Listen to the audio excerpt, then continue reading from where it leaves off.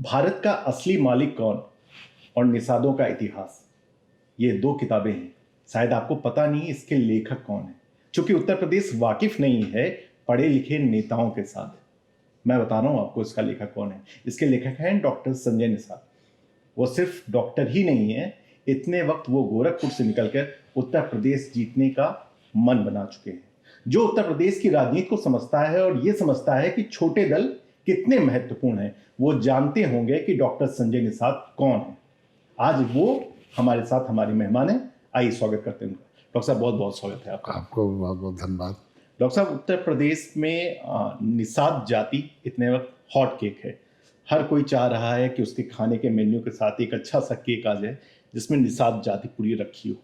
Samajwadi party फूलन देवी जी की मूर्ति लगाने की बात कर रही है। भाजपा के साथ तो आपका गठबंधन हो ही गया है। तो कुल मिला के तो ये तो जाति के जागृत होने का समय है। अच्छा लग रहा है आपको, हर जगह निषाद की बातें चल रही हैं। देखो, पहले बात, निषाद जाति नहीं है, ये निषाद एक संस्कृति है जिसे हम भारतीय की प्राचीन संस्कृति कहते हैं। क्योंकि वैदिक एवं ब्राह्मणी धर्म नाम की किताब है जो PhD में पढ़ाई जाती है, कि उसमें श्रीकांत पाठक हैं, लेखक हैं।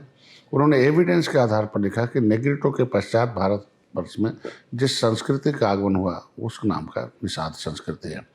और धर्म का ज्ञान भी इन्हीं लोगों ने किया और नदियों के किनारे रहने वाले। तो ये तो जाति नहीं है, इस संस्कृति का नाम है। और इस देश को राष्ट्र के रूप में सुरक्षित रखने वाले मछुआरों में लड़ाई लड़ा देश में, और अंग्रेज़ों को, मुग़लों को, कभी राम को गंगा पार उतारा और मुग़लों और अंग्रेज़ों को मौत के घाट उतारा। तो ये इससे बड़ा राष्ट्रभक्त का कोई सबूत हो नहीं सकता। उन्होंने कानून बना के उजाड़ा है। तो उजड़े लोगों को बसाने के लिए ही लोकतंत्र की स्थापना हुई। विकास की मुख्यधारा से दूर रहने वाले निचले पावदान के लोगों को ऊपर लाके विकास की मुख्यधारा में लाने के लिए इस लोकतंत्र की स्थापना हुई है। तो सदियों से सबने तो वोट लिया, अंग्रेजों ने ट्रांसफ़र कर दिया पावर। सत्ता तो ऐसे मिल गई जिसको। तो जब पावर ट्रांसफ़र हो गया तो अंग्रेज़ की जो नीति हो वो भी ट्रांसफ़र हो गई। तो अंग्रेज़ की जो नीति थी वो इन्हें उजाड़ने वाली थी, वो नीति अभी तक है।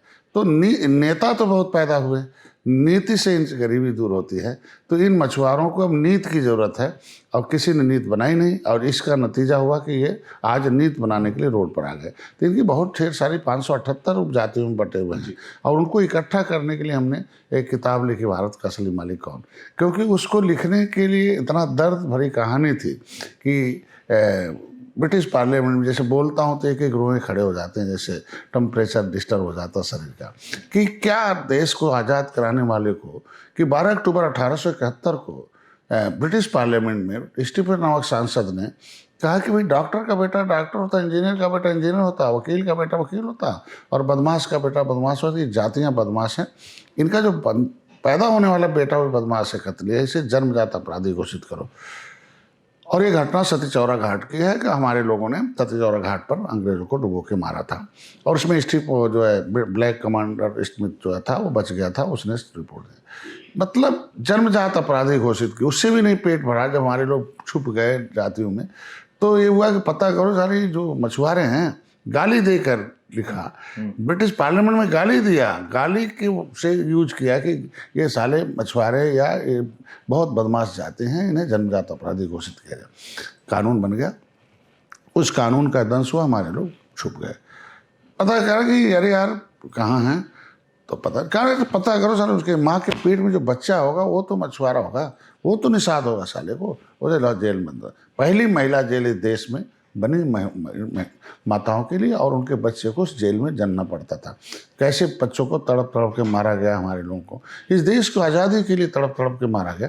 तो क्या कितनी संवेदनहीन सरकारें रही हैं कि जब अंथा समन्वय कमेटी रिपोर्ट बनी, जब पटेल जो है, क्योंकि पटेल और निषाद ये लोग लड़ते थे, और लड़ने के बाद उन्हें क्रिमिनल कास्ट घोषित किया था और बर्मा भेज दिया। बर्मा लिखने लगे कुछ लोग पटेल के साथ लड़ने जेल में, तो झंझेवर भाई पटेल के साथ निषाद पटेल भी लिखने लगे। तो ये जब उनके वल्लभ भाई पटेल के पिताजी ने कहा, भाई देख बेटा, कुछ भी हो, इस देश को आज़ाद कराने वाली जातियां हैं, इनका कानून ख़त्म करो, काला कानून। तुम चाहे प्रधानमंत्री बनना चाहे नहीं बनना है, इनको वो कलम लेना कि जरूर इन्हें जेल से मुक्त करा चुके हैं। तो उन्होंने इसीलिए अध्यक्ष बनना स्वीकार नहीं किया, कि अध्यक्ष कोई ज़रूरी था नहीं। तो उन्होंने कहा नहीं, हम नहीं बनेंगे, हमें गृह मंत्री बनना। और अपने बाप की उस उसके नाते पटेल जो है गृह मंत्री बने और अंथा सेमेनकर जब जेलों में गए मिलने, क्यों बंद भाई, तो उन्होंने कहा अरे जाति के नाते बंद है, फलाने जाति। मैंने कहा कि आपने सेक्रेटरी से कहा तुरंत इमीडिएट इसे कमीशन बनाओ और तुरंत इन्हें बाहर करो। अंथा सेमेनगर कमेटी जो क्रिमिनल ट्राइब्स एक्ट इंक्वायरी अंथा सेमेनगर कमेटी 1949-50 बना और उसमें लिखा गया कि इनकी दशा तो SC/ST से भी खराब है, ये तो घर पे मिलते ही नहीं है, ये तो घर से ये तो ट्राइबल हैं, ये भगे हुए हैं तो देश को आज़ाद कराने के लिए। इन्हें 74 टाइप्स का फैसिलिटी दी जाए, इन्हें असली में राष्ट्रभक्त का दर्जा दिया जाए, इनके घरों पर ताम्रपत्र चिपकाया जाए कि इनकी वजह से देश आज़ाद हुआ है, इनके बच्चों को पढ़ने की व्यवस्था विशेष रूप से दिया जाए, अंतर्राष्ट्रीय मानक के अनुसार इनको स्कूल खोला जाए, कॉलोनी बनाई जाए, इनके बच्चों को ट्रेवलिंग की जाए। और इनके लोग जब लड़े चुनाव, लोकतंत्र की स्थापना इनकी वजह से हुई, तो जब इन बिरादरी का आदमी MP MLA के लिए चुनाव लड़ाए तो सरकार इनके अपने पैसे से लड़ाए, क्योंकि इनके पास है नहीं। जब ये प्रतिनिधित्व तो जाएंगे तब जाके संविधान लागू होगा। तो इतनी फैसिलिटी को क्या किया पिछली सरकारों ने, कूड़ेदान में डाल दिया, कोई बजाज आयोग, कोई बालकृष्ण आयोग, कोई रेणुका आयोग, इतना 24 आयोग बन गया जो झोले में आ गया। ये जातियाँ आज भी ट्राइबल, आज भी पाइपलाइन में, आज भी रोड पर हैं, आज भी ये भूखों मर रही हैं। तो ऐसे लोगों को जगाने के लिए जब मैंने इकट्ठा किया तो पता चले तो बहुत लड़ाई लड़ रहे हैं। एक लड़ाई की बात ही छोड़ दो तो सदियों से लड़ रहे हैं, मुगलों से लड़े, अंग्रेजों से लड़े। ये आखिर मालिक नहीं होते, मालिक ही तो लड़ाई लड़ता है। तो मैंने उस किताब का नाम दिया भारत का असली मालिक को। और मैं बधाई देता हूँ कि उसकी देन रही कि जिस विधानसभा से कभी हमारे पर्व के कानून चलाते थे तो प्रजा सुखी थी। राम राज और निषाद राज जब थे, वो विधान था, बजट पास करते थे जिससे देश सुखी हो। राम राज इसीलिए था कि सबको, सबका साथ सबका विकास हो। जब मतलब सबको कोई मतलब आप दुखी रहे नहीं, उसको कहते कानून। उस समय जब कानून बनता था तो सुखी थे। अब कौन सा कानून है कि दुखी है? तो इसीलिए निषाद पार्टी बनी कि भाई जिस विधानसभा से कभी काला कानून बनाया अंग्रेजों ने, हमें उजाड़ा था, उस विधानसभा से कभी कांग्रेस ने आए और हमारे लोगों के आरक्षण की फाइल गए, उसी विधानसभा से बहन जी ने हमारे लोगों के आरक्षण पर रोक लगाई तालघाट नदी ने। उसी विधानसभा में बैठकर इनके साथ खिलाफ अन्याय हुए, सारे नौकरी लूटी गई और इनको ऐसे देखते रह गए। तो ऐसे विधानसभा में हमें धन्यवाद दूंगा उस किताब को, धन्यवाद दूंगा अपने कार्यकर्ताओं को कि उसे जागृत हुए, लोगों को सोए हुए झुआ भर रोड को पर पार्टी का लेवी लगाया, उन्हें रोड पर उतारा कि तुम्हारे पुरखों ने फांसी की सजा भोगी है, तुम बंदूक में नहीं, या बटन में ताकत है, अब तुम्हें बंदूक भी नहीं उठाना है, केवल बटन दबाना, बटन दबाओ, सत्ता से बाहर करो। नहीं, बटन दबाया और देख लीजिए आते ही 14 फरवरी 2000 में 1 फरवरी से लेकर 10 फरवरी तक गोरखपुर में DM को घेरा कि ये संविधान में लिखा हुआ आरक्षण है कि भाई दलित का बेटा, भाई वो भी उत्तरार्ध के नाम से अहिरवाज है और सारी उपजातियों को राष्ट्रपति के नोटिफिकेशन से मिलता है। तो ये लेदरमैन को मिलेगा, तो फिशरमैन को भी लिखा हुआ है कि केवट मल्ला मझवार उसे दिया जाए। DM ने इंक्वायरी कराई, कहा नहीं आपका मांग सही है। तो जब पता चला गोरखपुर में DM ने लिख दिया तो हमें लगा अब पूरे प्रदेश के देश के लोगों को दिलाना चाहिए। तो मैं 17 फरवरी 2014 को मैंने CM हाउस घेरवाया। हमने कहा नाटकबाजी बंद करो, राष्ट्रपति का नोटिफिकेशन जारी करो और इनके बच्चों जिस तरीके से लेदरमैन के बेटे को मिलता है वैसे फिशरमैन को मिलना चाहिए, राष्ट्रपति का नोटिफिकेशन है।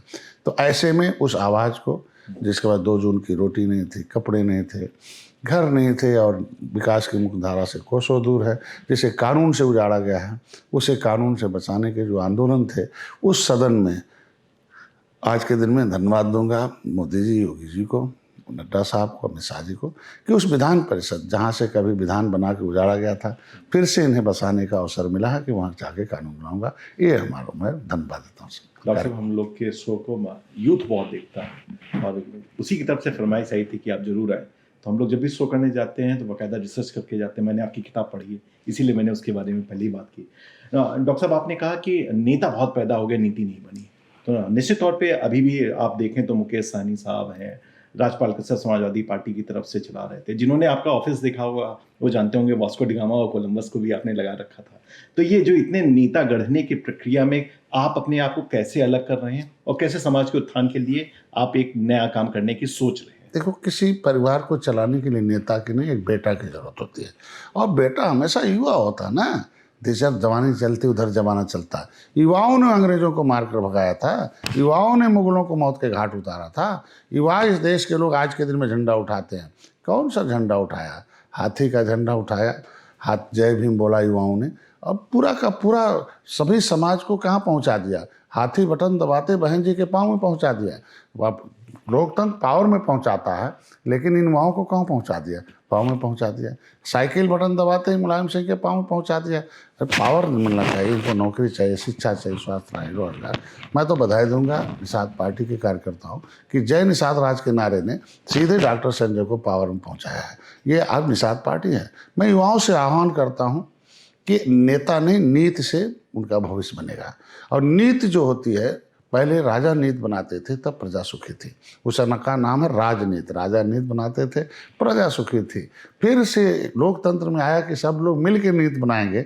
अब कैसी नीति बन रही है, अब युवाओं का भविष्य तभी होगा जब उनके लिए शिक्षा, स्वास्थ्य, रोजगार के लिए नीति बनेगी। ये कौन सी नीति बन गई कि जब अंग्रेज आए थे, मुगल आए, देश सोने की चिड़िया थी। मैंने कहा था जस्टिस ऑफ इंडिया किताब लिखा अमर सेन ने, जो नोबेल प्राइज हैं, उसने लिखा उन्होंने एविडेंस के आधार पर कि जब भारत की आबादी ईस्वी फर्स्ट में 2 करोड़ थी, तब सोने की चिड़िया थी, तब अफगानिस्तान, पाकिस्तान सब इसका अंग था, तब हम जीडीपी 33.5 था, इसका मतलब हम दुनिया में व्यापारी थे। तब हम डॉलर की कीमत 30, मतलब डॉलर हमसे 30 गुना गरीब था, हम अमीर थे 30 गुना, तब सोने की चिड़िया थी। मुगल आए, 750 बरस थे, इतने लूट पाए कि हम 10 गुना हो पाए। अंग्रेज आए तो $1 का बिस्कुट $20 में पाते थे, मतलब 20 गुना गरीब थे अंग्रेज। 30 गुना और दुनिया गरीब थी, 10 गुना, 750 में बरस में 10 गुना लूट पाए। वो नोट नहीं लूटे ना, वो तो इस नौकरी लूटे ना। गरीब इस देश का हृदय लूट लिया, इस देश का मिशन भविष्य लूट लिया। आज डॉलर बढ़ने का मतलब, रुपया घटने का मतलब हमारा भविष्य घट रहा है और अमेरिका का भविष्य बढ़ रहा है। अंग्रेज जब भगाएगा मारकर 350 बरस बाद, जब जाने लगे तो $1 का बिस्कुट $1 में खाने लगे, मतलब बराबर हो गया, मतलब 20 गुना लूट पाए। मतलब 1000 वर्ष में केवल हम 30 गुना गरीब हो पाए। आज कौन सी पॉलिसी बनाएगी इन युवाओं को भरमा कर कि आज अंग्रेज आते हैं, $1 देते हैं, 76 विश्व पाते हैं। इसके मतलब हमारी नौकरी 76 गुना खत्म, हमारा मिशन, हमारा भविष्य जो है 76 गुना खत्म हो गया। और गिरवी चला गया अमेरिका, 76 गुना अमीर हो गया। 76 का 30 गुना गरीब था, तो 30 गुना, अगर आज 76 गुना तो 100 गुना अमीर हो गया ना। तो आखिर हम 100 गुना नीचे चले गए, 100 गुना ऊपर चला गया। इसके मतलब हम बटन दबा के अमेरिका को हीरो बनाएंगे और अपने नौजवानों को जीरो बनाएंगे, तो अब ये नहीं चलेगा। हम नौजवानों को पढ़ा रहा हूँ कि भाई देखो, लोकतंत्र संविधान समस्याओं का समाधान है, संविधान समस्याओं का समाधान। यहाँ समस्या थे अंग्रेज, यहाँ समस्या थे मुगल, विदेशी समस्या थे, वो अपने संविधान से देश को लूट रहे थे। इसलिए लोकतंत्र की स्थापना हुई कि जो अमेरिका का रुपया मेरे यहाँ आए, विदेश का रुपया यहाँ मेरे आए। जब राजा नीति बनाते थे तो विदेश से रुपया आता था, तब हम अमीर थे 30 गुना, अब मेरा जाने लगा तो गरीब हो गया। तो ऐसी नीति बननी चाहिए कि जो बाहर से रुपया आए। तो संविधान समस्याओं का समाधान है, लेकिन चाबी जो है वोटर के पास है, की वोटर के पास है। और वोटर में सबसे अधिक युवा ही जाता है आगे। वोट वो डलवाता है, झंडा वो उठाता है, बूथ वो लगाता है, रैली वो कराता है, पोस्टर वो चिपकाता है, सब कुछ वो करता है। लेकिन वो समझ नहीं पाता है कि वोटर जो है इस देश का असली भगवान है। इस युवाओं का जो भविष्य है, भाई युवाओं को नौकरी है, शिक्षा, स्वास्थ्य है, रोजगार है, ये युवाओं का भविष्य कौन है? संविधान है, संविधान का गेट। असली भगवान वोटर है, और वोटर ही बेहोश है, चाहे वो शिक्षा से, अशिक्षा से, चाहे गरीबी से, लाचारी से, और चाहे बीमारी से हो, और चाहे धर्म से हो, चाहे पौआ पी के। भगवान ही पौआ पिलाया जा रहा 30 साल से, तो क्या देश का भगवान होगा? तो मैं इसीलिए मैंने एक प्रोग्राम बनाया कि रीच द वोटर, वोटर के पास पहुँचो, टीच द वोटर। वोटर जो बेहोश है उसे होश में लाओ। जब हमारे पुरखे होश में थे, तब दुनिया बेहोश थी, तब हम सोने की चिड़िया थी। हमें उन लोगों ने बेहोश कर दिया, जैसे बेहोश कर दिया, और वो लूट के ले चले गए। तो आज के दिन में फिर असली मालिक वही है। जो भारत का असली मालिक किताब लिखा, तो असली मालिक वोटर है। उसके बाप ने देश की लड़ाई लड़ी है, वो लोग कटे हैं, वो मरे हैं, ये तो वो जो वोटर असली मालिक है, वो असली भगवान है। Real God in the democracy is the voter. तो वोटर के पास जाना है, उसे होश मिलाना है। अब भगवान को होश मिलाना हो तो होश मिलाने वाला भगवानों का भगवान होगा ना। तो ये कार्यकर्ता भगवानों के भगवान है, तब तो होश में आएगा। और होश मिलाना है, और उसे जोश में लाना है, फिर सही बात पढ़ाना, नहीं तो जोश में होश खो देगा, गड़बड़ होता, उसे फिर उसे राजनीति पढ़ाना है और सही जगह वोट डलवाना है। बराबर reach the voter and treat the voter and teach the voter and the cast the voter, तब सही जगह वोट पड़ेगा, तब जाके इन युवाओं का भविष्य होगा। जिसके पास रुपया होगा उसका बेटा पढ़ लेगा, नहीं रुपया होगा रिक्शा चलाएगा, मजदूरी करेगा। ये क्या लोकतंत्र? वोट तो बराबर है, एक वोट अगर गरीब का है, मजदूर का है, एक वोट मजदूर का, एक वोट मोदी का बराबर है ना। तो हम कहते हैं जब एक वोट इसका है, मजदूर का है, एक वोट रानी का है, एक वोट मेहतरानी बराबर है, तो हम कहते हैं कि जिसके बेटे पैसा होगा बेटा पढ़ लेगा, वो कोचिंग करेगा, सब करेगा। जिसके पास पैसा होगा उसका बेटे का इलाज हो जाएगा, जिसके पास पैसा नहीं होगा तड़प तड़प के मर जाएगा। ये क्या है? इसकी सारी समस्याओं का जड़ आज के दिन में राजनीति है। राजनीति में जो आज के दिन में कुछ सम पॉलिटिकल ट्रेंड लोग जो हैं, कम संख्या में ट्रेंड लोग आज पावर पैसे पर कब्जा, और ज़्यादा संख्या में पॉलिटिकली अनट्रेंड लोग हैं, वो आज उनके पार्ट बन के घूम रहे हैं। तो इनको मैं चाहता हूं कि युवा पॉलिटिकल पार्टनर बने। आज के दिन में इनका भविष्य बिना पॉलिटिकल पार्टनर बने नहीं हो सकता। तो इसलिए निषाद पार्टी ने कहा educate the educated person about the politics. ये एकेडमिक शिक्षा तो इनके पास है, बट इनके भविष्य बनाने के लिए एक माँ बाप इन्हें पैदा कर देते हैं, लेकिन भविष्य लोकतंत्र में तो पार्टी बनाती है।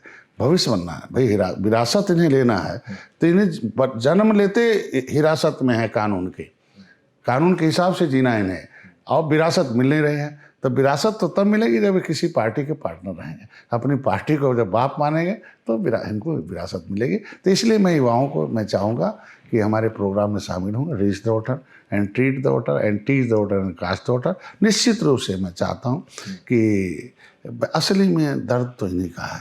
बुजुर्गों का भविष्य तो खत्म हो गया ना, गरीब का क्या नुकसान? इस देश में आने वाली जो पीढ़ी है बड़ी उम्मीद के साथ युवा जाते हैं पढ़ने, बड़ी उम्मीद के साथ नौकरी मांगने जाते हैं, बदले में डंडे खाते हैं ना। तो इस साल से क्या मतलब हो गया? किसी को ऊंचा डालकर 1 इंच सीना घटा के भर्ती से बाहर कर दो, किसी की लंबाई नाप के, किसी की इंटरव्यू में फेल करो, क्या खेला चल रहा था। हम तो धन्यवाद दूंगा बीजेपी को इस बार कि फेयर एंड फुल फेयर भर्ती हुई। हर बिरादरी के लोग एसडीएम बने हैं, हर बिरादरी लोग कहीं न कहीं तहसीलदार और बीडीओ बने हैं। ये पहले मतलब अपने इस काल में मैं पहली बार देख रहा हूँ। हम किसी का नाम नहीं लेंगे, पहले भी तो भर्ती होती थी, पहले भी तो होना चाहिए। तो आज के दिन में हमारा मिशन है कि मैं सत्ता में आऊँगा 6 महीने बाद। अभी तो सत्ता के साथ हूँ, सत्ता में नहीं हूँ अभी। मैं पहले जाऊँगा तो हर जिले में, उम्मीद है कि सरकार हमारी बात मानेगी, जनहित में, हर जिले में एक कोचिंग सेंटर। कितनी सीट मांगी आपने? हर जिले में एक कोचिंग सेंटर होगा ना। पहले इन्हें शिक्षा, स्वास्थ्य, रोजगार दो ना, राजनीति तो होती रहेगी। हर जिले में एक कोचिंग सेंटर जिसमें गरीब के, हर बिरादरी के जो गरीब के बच्चे हैं उनका होना चाहिए कि उनको पहले स्किल डेवलपमेंट हो। और जब हर बिरादरी में IAS PCS बनेगा, जब वो बढ़ेगा तो देख के मनोबल बढ़ता है। क्या पिछली सरकारों ने कर दिया? बेरोजगारी बढ़ा दो, पता चला PhD करके घूमने लगा, तो एक PhD करके घूम गया तो उसके सारे रिश्तेदार का भैया PhD करके घूम रहे हैं, हमें सारे पढ़ने की क्या जरूरत है, चलो बम्बई में ठेला चलाए जाएंगे, सरिया उठाएंगे, प्राइवेट नौकरी पढ़ने। PhD कर लिया, इतना मेहनत से गया था, बाबूजी फूफा रिश्तेदार PhD कराने में सब पैसा इकट्ठा किया, और पता चला बेचारा बेरोजगार हो गया। अब उसके वजह से उसको देखकर एक बेरोजगार किया PhD को, पूरे उसके जितने भी कम्युनिटीज़ के लोग हैं, उसके रिलेटिव्स हैं, उसमें पढ़ने की डायनेमिटी आ गई। मतलब पढ़ना ही नहीं, बंद कर दिया, पढ़ने से क्या फ़ायदा होगा? ये कितनी बड़ी ख़राब पॉलिसी थी। आज के दिन में चाहे जैसे भी हो, हर आदमी को एंगेजमेंट जरूरत है। उसको किसी न किसी तरीके से रोजगार दीजिए, छोटा दीजिए, बड़ा दीजिए, कैसे दीजिए, दे दीजिए। हम कहते हैं कि दे दीजिए ना, एक 4 लाख तनख्वाह देते हो, बांट दो 40-40 हज़ार। हम कहते हैं उसे डिस्ट्रीब्यूट करो। कोई ज़रूरी थोड़ी कि एक आदमी को 1 करोड़ दे दो, 1000 आदमी को 1-1 हज़ार दे दो, सब सिस्टम में आ जाएंगे। तो इन्हें एंगेज करना, तो पहला तो हमारा काम है कोचिंग सेंटर खोला, युवाओं को भविष्य बनाने का मेरी सोच पहले। मैंने देखा वो, मैंने पढ़ा, बड़ी अच्छी मांग, उसमें घाट को भी आपने कितनी मांग की अपनी, मुझे याद है वो सही चीज़ें। आपने बीजेपी से कितनी मांग की है डॉक्टर साहब, कितनी सीटें चाह रहे हैं? पहले हम तो बीजेपी से एक ही चीज़ मांग की है, इस देश का और आने वाली पीढ़ी का भविष्य। और क्योंकि मेरी पार्टी का नाम ही है निर्बल इंडियन शोषित। हमारा अंदर निर्बल इसलिए है कि पिछली सरकारों ने इन्हें कानून बनाकर निर्बल किया है, और जो पॉलिटिकल पार्टनर रहे हैं वो सबल हो गए, बाकी वोट देने वाला निर्बल हो गए। तो इनकी जो किसी को निर्बल को सबल बनाना हो तो उसके लिए आरक्षण की व्यवस्था है रिजर्वेशन एक सिस्टम है, उनके अवसर प्रदान किए जाते हैं कि कमज़ोर पेड़ में फल जो लगता है कमज़ोर होता है और कमज़ोर होता जाता है। तो सदियों से जो लड़ने वाले थे अंग्रेज़ों मुगलों से, वो उजड़े हुए हैं, तो उनके बच्चों के अंदर पढ़ने की आदत नहीं है। जब पढ़ने की आदत नहीं है तो रिजर्वेशन दे देंगे तो वो पढ़ लिख लेंगे और नौकरी में आ जाएँ। तो संविधान में उनकी जगह है, जैसे लेदरमैन की जगह है। तो लेदरमैन के बेटे को 1992 से पहले उनकी माँ के कोख से हरवाह पैदा होते थे। लेकिन रिजर्वेशन जैसे उनकी टोपी झंडे जैसे पार्टी आ गई, तो पार्टी ने आज जैसे रिजर्वेशन लग गया तो अब हाकिम पैदा होते हैं। तो मैं चाहता हूँ इनको कि इनका भी नाम उसी में है, कॉन्स्टिट्यूशनल सेफगार्ड है कि भाई आज के दिन में नीति बनी है कि चमार भाई के बेटे को कोई रे नहीं बोलेगा, उसकी ज़मीन नहीं कोई लेगा। मुझे नेता की ज़रूरत नहीं है, नीति से सुरक्षित है। तो उसी पन्ने में केवट मल्लाह का बेटा मझवार नाम से लिखा हुआ राष्ट्रपति ने, लेकिन कांग्रेस ने उसकी फाइल गायब करा दी, मुकुल वासनिक शैलजा ने खिलाफ मुकदमा लिखा दिया। बसपा आती है उल्टा पुल्टा रोक लगा, पिछड़ी से निकालते हैं, अनुसूचित डालते हैं, फुटबॉल की तरह घुमाएं। राष्ट्रपति के आर्डर को इन लोगों ने कूड़ेदान में डाल दिया। उन्होंने कहा गिनो, 1961 में गिनती हुई इनकी 70 लाख थे और आज 2011 में 3000 हो गए। तो इतना मार दिया हमें। तो मैं मोहम्मद शाह जी से ही कहता हूँ कि इनको जिंदा कर दीजिए, पिछली सरकारों ने कलम से मार दिया था, गिनती करा दीजिए और राष्ट्रपति ने जो नोटिफिकेशन किया है वो करें। तो आरक्षण मेरी पहली प्राथमिकता है और निश्चित रूप से उन्होंने वादा किया है कि आपकी पार्टी को, निषाद पार्टी को अपने सिंबल से, मैंने उनसे कहा कि लिखा तो मझवार है, लागू नहीं हो रहा है, इसलिए हम पावर में नहीं हैं। तो हमारी पार्टी जाएगी, हमारा सिंबल जाएगा, हमारे विधायक जाएंगे, तो उस चीज़ को जो भी आप लिखोगे उसे लागू कराएंगे। तो अगली बैठक में सीटें भी क्लियर हो जाएंगी। अभी आरक्षण पर मुद्दा था। दूसरा 21 नवंबर को विश्व मछुआ दिवस है और विश्व मछुआ दिवस पर हम लोग दक्षिणी भारत में हमेशा चीफ गेस्ट बन के जाते थे। तो हमारे उत्कृष्ट कार्यों को देखते हुए लोगों ने हमें पिछले बार, ये 5वां है विश्व मछुआ दिवस, इससे पहले हमें विश्व मछुआ दिवस के अवसर पर पॉलिटिकल गॉडफादर ऑफ फिशरमैन की उपाधि दी है। तो उत्तर प्रदेश का धर्म बनता है कि अब हम उस लायक हो गए हैं कि उन्होंने अगर इतना बड़ा सम्मान दिया है तो पूरे विश्व मछुआ दिवस पर विश्व के लोगों को आमंत्रित भी करूंगा। कई राज्यों से लोग आएंगे और अमित शाह जी खुद आ रहे हैं और वो एक गृह मंत्री हैं और सामाजिक न्याय मंत्री भी हैं वो। तो उनके सामने हमारा समाज रहेगा तो उम्मीद के साथ रहेगा कि सामाजिक न्याय मंत्री हैं हमारे समाज के, उनके न्याय की उम्मीद के साथ रहेगा। तो मैं कल आमंत्रित किया हूँ, उन्होंने ओके कर दिया और 21 नवंबर को ऐतिहासिक रैली होगी मछुआ रमा देवी अम्बेडकर जो मैदान है। अपनी एक बिरादरी से, अब तक सब बिरादरी मिलके वो रैली को भरते थे, चाहे बहन जी भरें चाहे कोई भरें, लेकिन 15 सितंबर 2016 को एक केवल मछुआ समुदाय के लोगों ने उस रैली को भरा था और इस बार ओवर हो जाएगा, पूरा एक महारैला होगा, वो ये हम रखते हैं। डॉक्टर साहब, हम लोग का जितना शो के जितने भी अब तक इंटरव्यू हुए, हम लोग कन्वेंशनल इंटरव्यू नहीं करते कि अगर आप राजनीतिज्ञ हैं तो राजनीति पे ही बात करें। आप डॉक्टर रहे हैं, आपने एक लंबा अरसा अपनी जात को जगाने में बिताया है। अभी कितना समय परिवार को दे पा रहे हैं? जिस तरह से आपकी व्यस्तता बढ़ी है, अभी आप एमएलसी भी बन गए हैं, तो परिवार को समय मिल पा रहा है कि शिकायतें आ रही हैं? पहली बात तो एक तो हम जातियों के नेता नहीं हैं। मैं सब समाज में, इस जाति में ज़्यादा गरीबी है, ज़्यादा लाचारी है। तो चूँकि हम पहले समाज, हम शरीर के डॉक्टर थे तो अब हम समाज के डॉक्टर हो गए। और गरीबी एक बीमारी है, आरक्षण उसकी दवा है और संविधान एक अस्पताल है और वो नेता होता है, जो पॉलिटिकल लीडर होता है वो डॉक्टर होता है।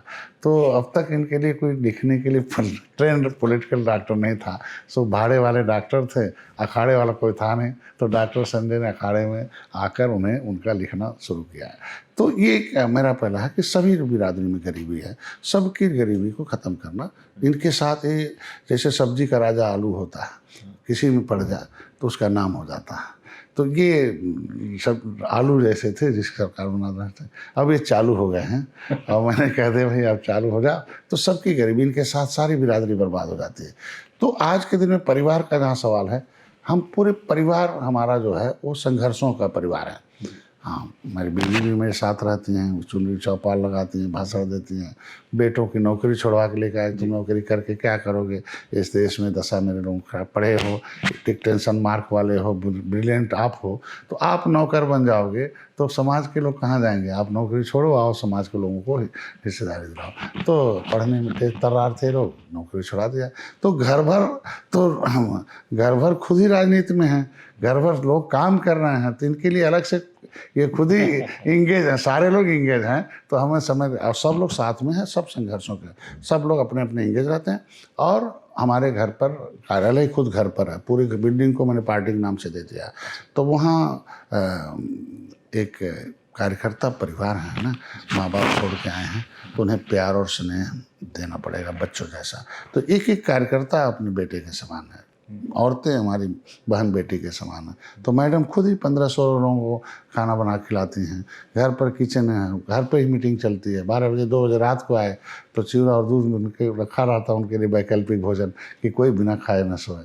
हमारे न रहने पर भी वो करते। तो निश्चित रूप से हम लोग परिवार के लिए नहीं, पार्टी के लिए काम करते हैं, और परिवार खुद पार्टी के लिए काम कर रहा है। तो हमें परिवार के लिए समय देने की बात ही नहीं है, खुद परिवार के लोग पार्टी का काम कर रहे हैं और साथ ही में रहते रहते चलते रहते हैं। आजकल सर्वे का टाइम चल रहा है, मीडिया हाउसेज अपना सर्वे कर रहे हैं, विपक्षी दल के नेता भी बता रहे हैं कि 400 सीटें जीत जाएंगी। कुछ आपका भी सर्वे बता रहा होगा? मेरा सर्वे ये है, भारतीय जनता पार्टी ने जितना सीट निर्धारित किया है एनडीए ने, उससे हम अधिक सीट जिताएंगे, अब चाहे जैसे भी हो। क्योंकि 2019 का 13 जनवरी 2013 को हमने संकल्प लिया, और 16 अगस्त 2016 को हमने पार्टी का रजिस्ट्रेशन करा। पहला चुनाव हमने लड़ा, हम बिना सिंबल के 2014 में चुनाव लड़े थे, तब भी मैं 1 लाख वोट पाया था।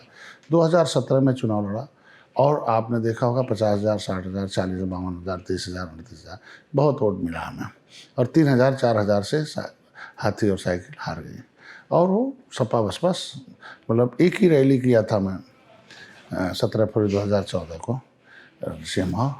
तो उसकी रैली की देन थी कि कांग्रेस और हाथी साफ हो गई, और साइकिल हाफ हो गए, और भाजपा माफ हो गए, क्योंकि वो सरकार में नहीं थी। तो उसका नतीजा रहा कि एक मेरा विधायक आ गया।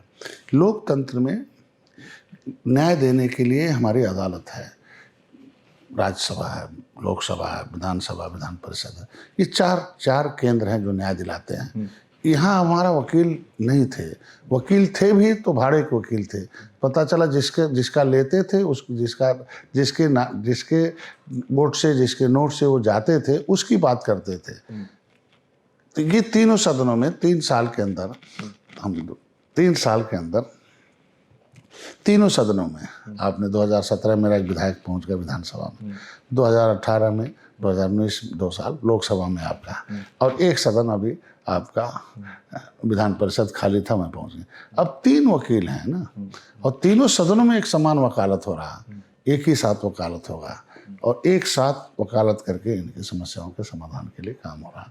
तो ये सीट और उसका नहीं, जीत का मायने रखता है। हम लोग निश्चित रूप से, ये मछुआ समुदाय का 18% वोट, 160 सीटें हैं इस बार किंग मेकर। आप ही ने कह रहे थे कि मीडिया में निषादों के नाम है कि यह हुआ है, तो ये किंग मेकर झुआ भर वोट पर पौवा का लेवी लगा था। हम लोग मेहनत से इसको पार्टी का लेवी लगा दिया। अब एक झोरा थे, केवट अलग थे, मल्ला बिंद कश्यप कहाँ थे, इन्हें 1 बोरा वोट में भर दिया। अब 1 बोरा वोट पर 1 बोरा वोट तो था, लेकिन अलग अलग पौवा का अलग अलग ट्रेंड से लेवी लगा था। अब 1 बोरा हो गया, अब कोई किनारे नहीं रहता, निषाद पार्टी हो गई कि निषाद पार्टी वाले हैं। अब कोई उठा नहीं पा रहा, कांग्रेस दब के मर गई। 1 बोरा वोट से हाथी भी गिर गए, साइकिल भी पंचर हो गई, और भाजपा भी कहते हैं साहब, वो भी झुक गई। कहते भैया 1 बोरा उठाएंगे नहीं, डॉक्टर साहब से कह दो अपने बोरे के मालिक हैं, वो उसको लेके रहें। और हमें अब इस इलेक्शन के समय फसल जब उग जाती है तो बड़े चूहे आ जाते हैं बाहर में। तो विरोधी ताकतें अब जो मर रहे हैं, वो चूहा निषादों में थोड़ा पैदा करते हैं। तो भाई फिर काट दो बोरा, 1 झोरा हो जाएगा, तो फिर हम लोग आसानी से उठा लेंगे। लेकिन ये नहीं जाते हैं कि टेक्नोलॉजी का युग है, ये जो है टेक्नो सेवी युग है। हमारे पास टेक्नो सेवी कार्यकर्ता हैं, कैश वाले नहीं, कैडर वाले हैं हमारे पास, एकदम फुल्ली ट्रेंड कार्यकर्ता हैं हमारे पास। भाड़े नहीं, अखाड़े वाले पहलवान हैं। और वो सब बड़ी बड़ी रैली हो रही है, और बड़ी बड़ी रैलियों में हमारे लोग अपने से, डॉक्टर संजय की भूख है देखने आ रहे हैं, डॉक्टर संजय रटते हैं। वो कहते हैं यही एक हमारे लोग काम करते हैं। क्योंकि मैंने वर्क किया है ना, मेरे उत्कृष्ट कार्यों को ध्यान में रखते हुए 70 साल में पहली बार है कि मछुआ समुदाय के किसी बेटे को मनोनीत किया गया उत्कृष्ट कार्य के आधार पर। तो मेरे उस उत्कृष्ट कार्यों को है, तो हर एक रैली कम से कम 10,000, 5,000, 15,000, 20,000 हो रही है। तो वो क्या है, वो तो अब चूहा मार दवाई है, सब चूहे वैसे मर जाएंगे। 2022 की जीत ऐसे हो जाएगी। और वैसे भी निषाद मछुआ समुदाय जिस नाव पर बैठता है उसे कभी डूबने नहीं देता। डॉक्टर साहब आप संभावनाओं वाले नायक हैं। आपकी भाषा शैली बड़ी अच्छी है, झौआ पौआ भाड़ा और अखाड़ा, वो बहुत इंटरेस्टिंग बनाती है आपको। आप यूं ही स्वस्थ रहें, समाज के लिए काम करते रहें और खासकर जो आपके अगल बगल के युवा हैं उनको ताकत देते रहें, ऐसी आपसे आशा करते हैं। जल्दी आपसे फिर मुलाकात होगी। आपकी आगामी रैली के लिए आपको बहुत बहुत शुभकामनाएं। धन्यवाद।